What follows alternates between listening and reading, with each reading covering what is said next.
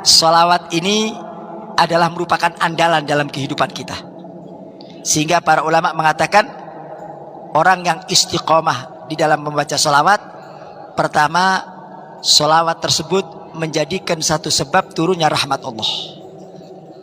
Apa itu rahmat? Rahmat itu cinta kasih sayang Allah. Jadi kalau seseorang mendawamkan sholawat, maka Allah akan turunkan rahmat, cinta. Kalau orang itu sudah dicintai oleh Allah, maka segala sesuatu akan diberi kemudahan oleh Allah Ta'ala. Jadi sholawat itu merebut cintanya Allah. Sholawat itu bisa menggapai daripada rahmatnya Allah Subhanahu wa Ta'ala. Jadi yang menjadi satu sebab kita mendapatkan cinta kasih dari Allah itu adalah sholawat, ya. Menghapuskan dosa, menghapuskan dosa. Jadi kalau kita duduk kita baca sholawat, dosa-dosa kecil hilang semuanya. Dan Nabi yang mengatakan itu, Allah akan penuhi segala hajat kita. Kita ini sekarang baca sholawat tanpa kita sebutkan, ya, tanpa kita sebutkan daripada keinginan kita, hajat kita, nggak usah pakai disebutin. Sebutin terlalu panjang nanti, malaikatnya riwah juga nulisnya. Nggak usah disebutin. Pokoknya saya sholawat, ya Allah, mudah-mudahan hajat saya dikabulkan berkah sholawat. Tos weh, paling kecil doa kita apa, hajat kita apa, semua itu dikumpulkan oleh sholawat, diwakili oleh bacaan sholawat. Diwakili, jadi kita nggak usah sebutkan repot-repot. Biasanya kita kalau sholat doa kan nyebutin, ya Allah, minta panjang umur, sehat walafiat, minta uang, minta rumah, minta mobil. Wah, kebanyakan lah. Benar tak? Salawat ini duduk aja, duduk, kita duduk baca sallallahu alaihi Muhammad, sallallahu alaihi Muhammad. Itu salawat akan mengumpulkan segala keinginan kita dan langsung dilaporkan ke Allah Ta'ala. Masya Allah, ya. Ini luar biasa, ya. Salawat ini satu amalia, ya, yang akan mensegerakan untuk digabulnya sebuah doa. Jadi hajat kita dipenuhi oleh Allah Subhanahu wa Ta'ala, ya, segala kita punya keinginan. Kemudian juga dikatakan sholawat itu menghilangkan segala problematik kehidupan. Kita ini kadang-kadang kan banyak masalah, Bu, ya, banyak kesulitan, ya, banyak kendala dalam kehidupan ini, ya, karena setiap manusia ada yang begitu semuanya, ya. Sholawat ini adalah merupakan jalan pintas, ya, jalan pintas untuk apa? Untuk segala kesulitan itu akan dipinggirkan oleh Allah Ta'ala. Rasain, ya, rasain betul ketika kita baca sholawat, nanti kesulitan demi kesulitan itu akan dikikis ke Allah Ta'ala. Sehingga ketika kita menghadapi semua kesulitan itu di hadapan kita, orang biasanya kalau sulit mendapatkan satu masalah, buru-buru mau senyum, mukanya cemberut. Ya, kenapa? Bawaannya sumpek, kan begitu. Bawaannya banyak pikiran. Tapi orang-orang ahli sholawat nggak ada itu bahasa itu. Walaupun di depannya itu ada kesulitan, dia nganggap kesulitan itu seperti tidak ada. Bahkan Allah berikan satu kesenangan, satu kegembiraan ketika kita menghadapi kesulitan. Orang kalau menghadapi kesulitan kan nggak mungkin senang. Tapi orang yang baca sholawat, begitu dia ada kesulitan, dia tenang aja, jalan aja itu. Ya. Itu hebatnya sholawat. Dan nggak sampai di situ. Kesulitan itu dengan berkat sholawat akan dikikis oleh Allah Ta'ala, akan dihilangkan oleh Allah, satu persatu akan dihilangkan oleh Allah. Diganti dengan apa? Dengan segala bentuk kemudahan.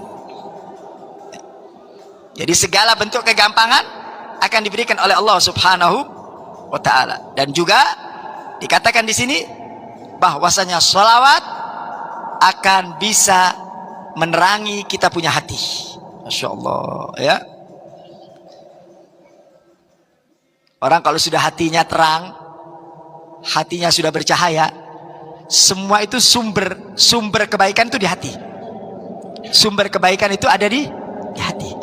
Jadi kalau sudah hati kita bercahaya, yang menjadikan orang itu celaka, yang menjadikan orang itu bisa terpeleset, jatuh ke dalam perbuatan salah dan dosa. Kenapa? Karena gelapnya hati. Lampu yang mati itu menjadikan orang jadi nubruk tembok, bisa nyungsrep. Kenapa? Karena nggak ada jalan. Walaupun dia tahu jalannya ke sana, tapi karena gelap, dia tidak akan bisa sampai kepada tujuannya. Jadi gelap itu menutupi segalanya. Itu kalau gelapnya dunia. Bayangkan kalau gelapnya hati. Kalau sudah hatinya gelap, ya, maka ibadah jadi malas, zikir jadi malas, baca Quran jadi ogah, hatinya gelap. Nah, bagaimana Habib caranya untuk bisa menjadikan hati itu bercahaya? Kata beliau, perbanyak membaca sholawat sehingga Allah berikan cahaya-cahaya dalam hati. Orang kalau sudah hatinya bercahaya, terang semua yang ada di hadapannya. Terkadang orang boleh jadi matanya buta, tapi dia bisa memandang dengan pandangan hati. Imamul Haddad matanya buta, tapi dia mampu melakukan segala bentuk kebaikan. Kenapa? Karena hatinya diberi cahaya oleh Allah Subhanahu wa ta'ala. Nah, jadi sholawat ini adalah merupakan salah satu cara untuk menjadikan hati kita bercahaya. Kalau sudah hati kita bercahaya, segala bentuk kesusahan, segala bentuk kesulitan itu akan minggir dengan sendirinya. Cahaya itu identik dengan kebersihan. Bagaimana caranya untuk bisa membersihkan hati sehingga hati tersebut menjadi cahaya? Kita kalau mau nyuci piring atau gelas, itu kita cuci dulu, kita bersihin dulu. Kalau sudah bersih, kinclong, kelihatan itu cahayanya, ya kan? Kelihatan cahaya. Begitu juga hati. Hati itu kalau dibersihin, bagaimana cara bersihin? Dengan sholawat. Kalau kita bersihin kita punya hati dengan sholawat, lama-lama kinclong, terang, jelas.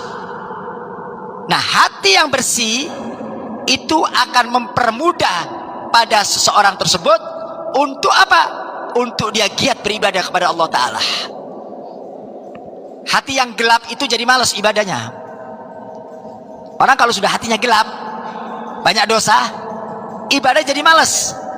Zikir jadi malas, sholawat jadi malas, baca Quran jadi malas, bangun tengah malam juga jadi malas. Kenapa? Gelap. Ya.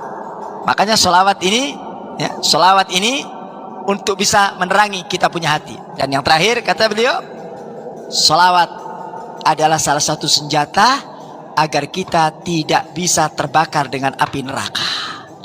Masya Allah. Ibu, selamat hidup kita. Neraka yang apinya sangat luar biasa. Kata ulama, neraka tidak akan bisa membakar orang-orang yang berselawat kepada Nabi Muhammad.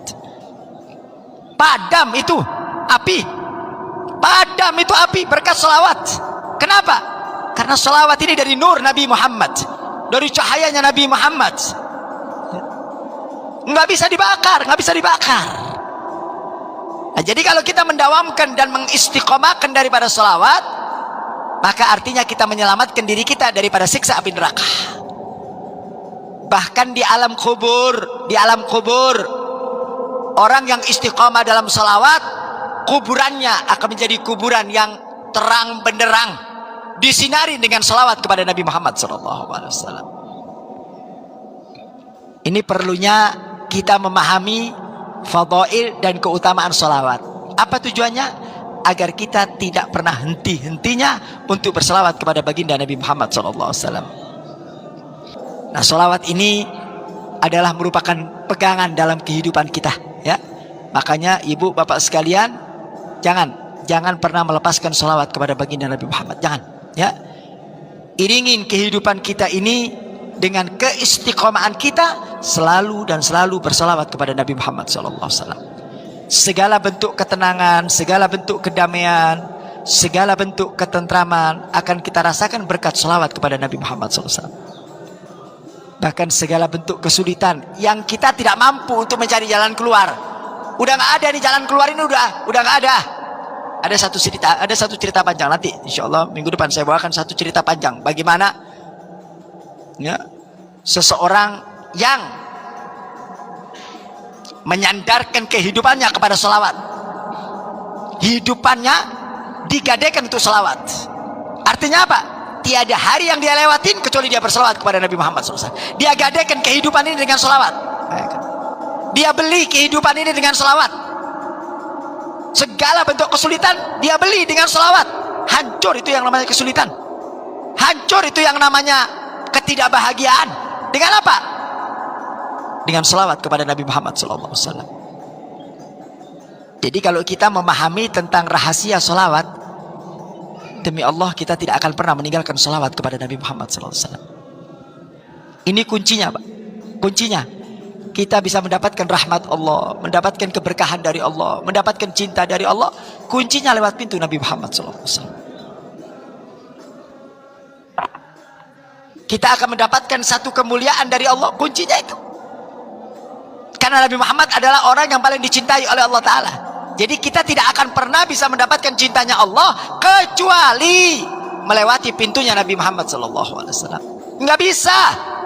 Nggak bisa. Sebanyak apapun ibadah yang kita kerjain, sebanyak apapun sholat yang kita lakukan, kalau kita meninggalkan sholawat kepada Nabi SAW, maka kita tidak akan pernah mendapatkan cintanya Allah Subhanahu Wa Ta'ala. Karena kita diakui sama Nabi itu dengan dasar cinta. Nah, bukti daripada cinta adalah sholawat. Manakala sholawat itu kita baca, itu menjadikan sebab kita dicintai oleh Nabi. Kalau kita sudah dicintai oleh Nabi, maka urutannya kita akan dicintai oleh Allah Ta'ala. Jadi sholawat ini membuka mahabbah kita dengan Allah Subhanahu Wa Ta'ala lewat baginda Nabi Muhammad Sallallahu Alaihi Wasallam.